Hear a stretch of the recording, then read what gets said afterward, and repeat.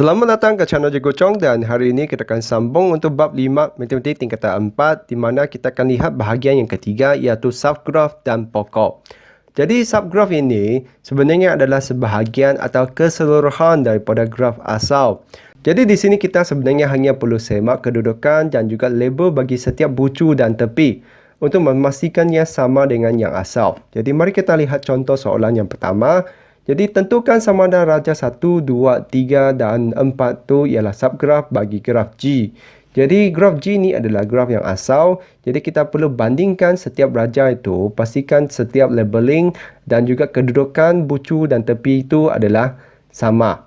Jadi contohnya pertama sekali kita semak bucu dulu, bucu A dengan B. Jadi memang adalah mereka dua bucu ni adalah bersambung. Selepas tu kita semak pula diamnya tepi iaitu E1 adalah gelong pada A, jadi ini pun betul.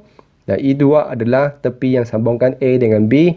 Maksudnya raja 1 ni adalah subgraf kerana setiap bucu dan juga tepinya adalah pada posisi yang sama seperti asal. Jadi kita lihat pula raja 2. Raja 2 tu jelas sekali kita lihat gelongnya. Gelong itu berada pada bucu C. Dan yang asal tu gelong 1 tu adalah berada pada A. Jadi ini sudah bukan, kalau kita nak bagi alasan, adalah gelong itu pada bucu C. Yang berlainan daripada asal iaitu pada bucu A. Jadi selepas tu kita lihat pula raja 3. Raja 3 kita perhatikan. Kita perhatikan kita punya bucu D dan E sudah dalam keadaan yang berlainan. Selepas tu kita perhatikan bucu D sambung kepada B. Jadi di sini bucu D itu sepatutnya sambung kepada C. Dan selain tu kita tengok tepinya pun lain.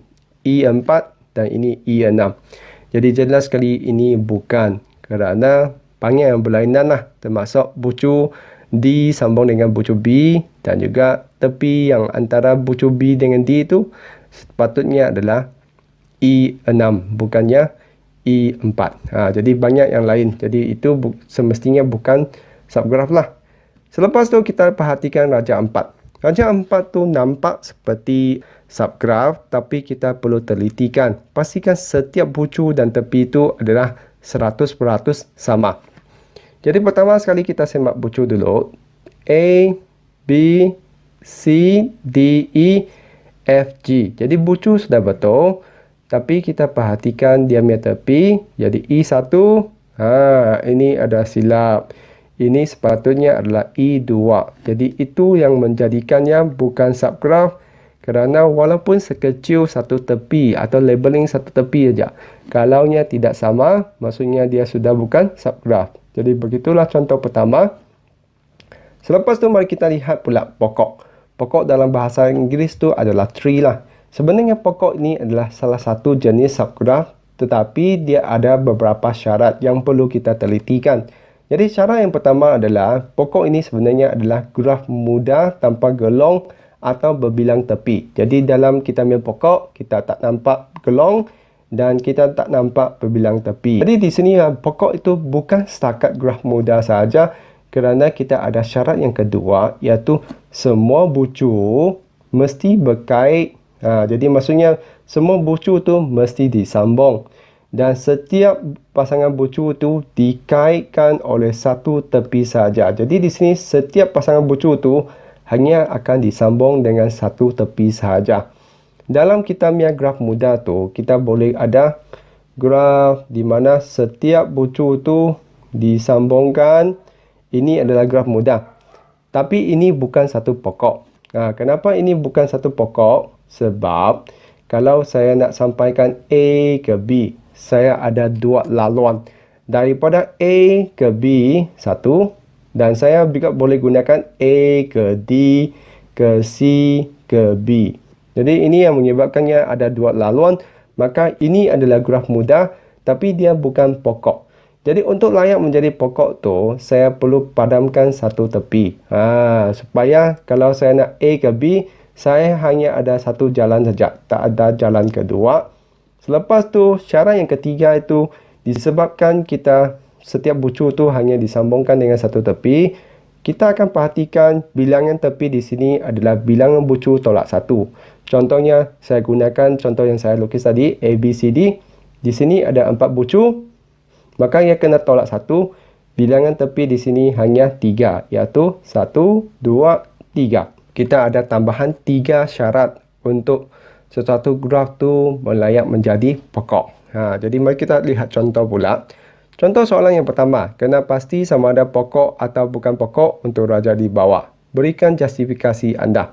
Contoh A itu adalah apa yang saya bincangkan tadi, di mana kalau kita perhatikan, kalau dari A ke B, saya ada 2 jalannya. Iaitu saya boleh A sampai B, atau saya boleh jalan A ke D, ke C, ke B. Jadi ini adalah salah satu alasan kenapanya bukan. Dan selain itu, kita punya bilangan tepi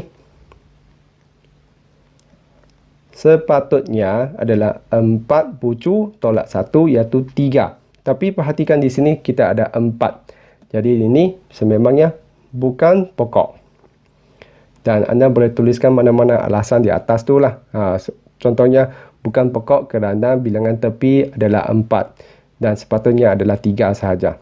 Untuk B dan C itu, bilangan bucunya adalah sama.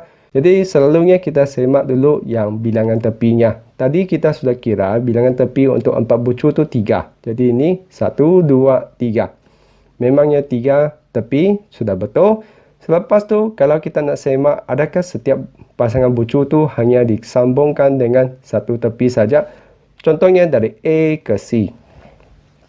Saya hanya satu laluan sahaja, iaitu A ke D ke C.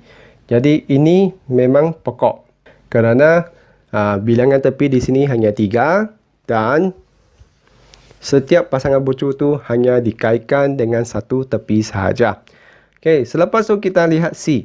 Jadi C itu sama juga, kita perhatikan bilangan tepi dulu. 1, 2, 3. Jadi memangnya adalah 3 tepi sahaja, dan adakah setiap pasangan bucu tu hanya dikaitkan dengan satu tepi? Contohnya B ke A, dia memang hanya dapat sampai daripada B, D, A. Jadi di sini ini memang pokok. Jadi pendek kata, untuk tentukan pokok tu kita kena tentukan dulu bilangan bucu. Lepas tu kita gunakan bilangan bucu tolak 1 untuk tentukan bilangan tepi. Selepas sudah tentukan bilangan tepi yang betul, anda perlu tentukan adakah setiap pasangan bucu tu hanya akan sampai dengan satu laluan sahaja, iaitu hanya dikaitkan dengan satu tepi. Jadi mari kita lihat contoh kedua. Jadi lukis satu pokok dengan maklumat yang diberi. Kita ada bucu 5, maksudnya kita ambil bilangan tepi sama dengan 5 tolak 1, iaitu 4. Selepas tu, yang ini kita hanya perlu tandakan 5. Jadi bentuknya tak apa. Jadi asal kita tandakan 5 bucu. Selepas tu, kita hanya ada 4 tepi. Jadi kita sambungkan bucu tu dengan 4 tepi. Jadi paling senang kita sambungkan setiap bucu tu sekali. Selepas tu, kita akan tinggalkan satu pasangan tu terbuka macam tu. Jadi di sini kita sudah ada 4 tepi dan setiap pasangan bucu tu hanya dikaitkan dengan satu tepi sahaja. Jadi kita akan lihat pula B. Adik-adik semua boleh cuba dahulu sebelum lihat penerangan. Sebenarnya agak senang aja. 4 tolak 1, jadi tepi itu kita ada 3. Jadi selepas tu kita tandakan 4 bucu. Di macam mana rupanya pun tak apa. Jadi kita perlu lukiskan 3 tepi. Contohnya saya lukiskan paling senang, lukiskan yang luar sajalah. 1, 2, 3. Jadi di sini sebenarnya anda bebas untuk buat macam mana, asal bilangan tepi itu adalah menepati, iaitu bilangan bucu tolak 1. Selepas tu pastikan setiap bucu itu ada disambungkan dengan satu tepi sahaja. Jadi kita lihat contoh yang ketiga. Jadi contoh ketiga itu adalah lukis 2 pokok berdasarkan graf yang diberikan di bawah. Jadi ini adalah satu graf mudah, tapi dia bukan pokok. Kerana bilangan tepi di sini tidak menepati syarat untuk menjadi pokok. Jadi pertama sekali kita bilangkan bilangan bucu dulu. 1, 2, 3, 4, 5. Jadi kita punya bilangan bucu adalah 5. Maksudnya kita punya bilangan tepi sama dengan 5 tolak 1, iaitu 4. Selepas tu kita tandakan dulu dia punya bucu. Dan kita perlu sambungkan dengan 4 tepi. Jadi 1, 2, 3, 4. Jadi ini adalah contoh yang pertama. Jadi kita perlu lukiskan satu lagi sebab arahannya adalah lukis 2. Jadi kita sekali lagi tandakan bucunya dahulu. Selepas tu kita boleh gunakan laluan yang berlainan, iaitu 1, 2, 3, 4. Jadi kita boleh lukiskan, sambungkan semua bucu tu dengan 1, 2, 3, 4 tepi sahaja. Jadi soalan seperti ini adalah langkah pertamanya adalah anda tentukan bilangan bucu dahulu untuk tentukan bilangan tepi. Selepas tu anda tandakan dulu bucu dan sambungkan setiap bucu tu dengan satu tepi sahaja. Jadi langkahnya sangat mudah saja. Dan di sini sebenarnya jawapannya adalah lebih daripada 2 contoh inilah. Anda boleh lukiskan jawapan yang berbagai asalnya dia mematuhi syarat untuk menjadi pokok, iaitu bilangan tepi dan juga setiap pasangan bucu tu hanya disambung dengan satu tepi sahaja.